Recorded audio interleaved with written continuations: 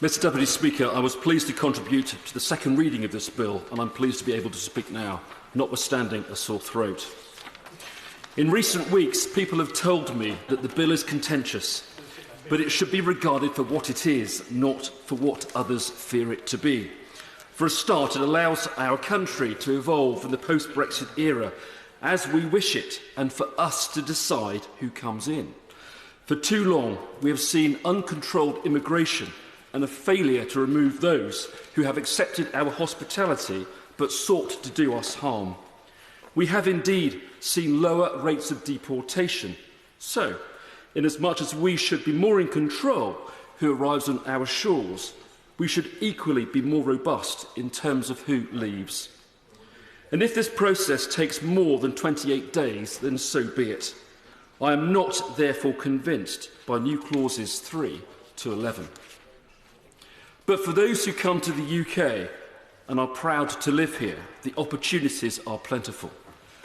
Contrary to what many of our political opponents might think, this is the land of milk and honey for those who are prepared to work hard.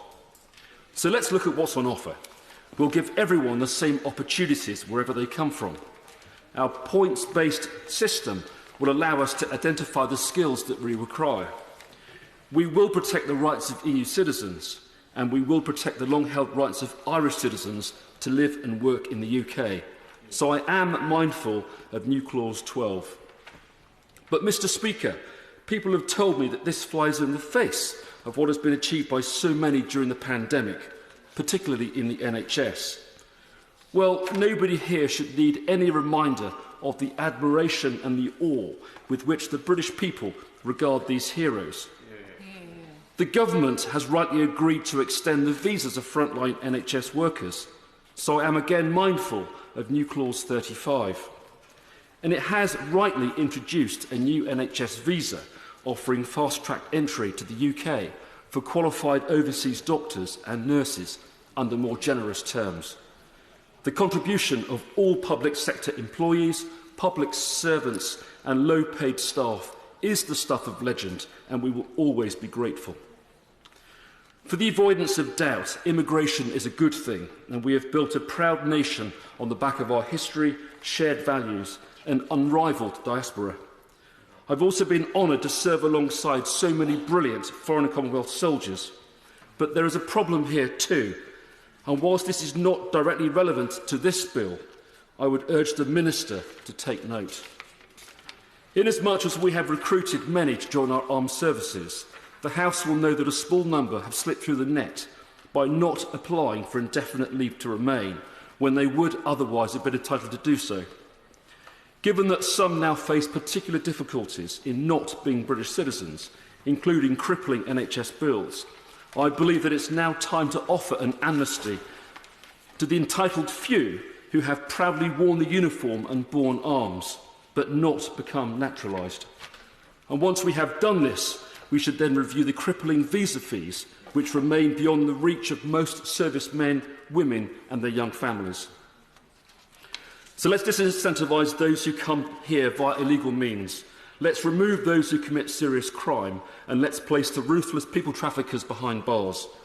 But the quid pro quo is to provide those who we willingly invite to serve with our armed forces with the security they deserve. It's time that we did the right thing now for all of our Commonwealth veterans and fully recognise the sacrifices that they too have made for our great nation. As for the future of this bill, I expect it to become law. But, Mr Deputy Speaker, inasmuch as it does promise a points-based immigration system that mirrors other countries of the free world, we do need to be careful that it does not become a blunt instrument. The legislation must therefore be flexible and agile enough to respond to the employment market at any given time, particularly in terms of the skills being offered. So there will be a need for seasonal labour, and we must be able to attract all those that we need when we need them. To conclude, Mr Speaker, as contentious as this bill might be to some, it is what many have requested for the past 4 decades, and it's what the Conservative government has promised.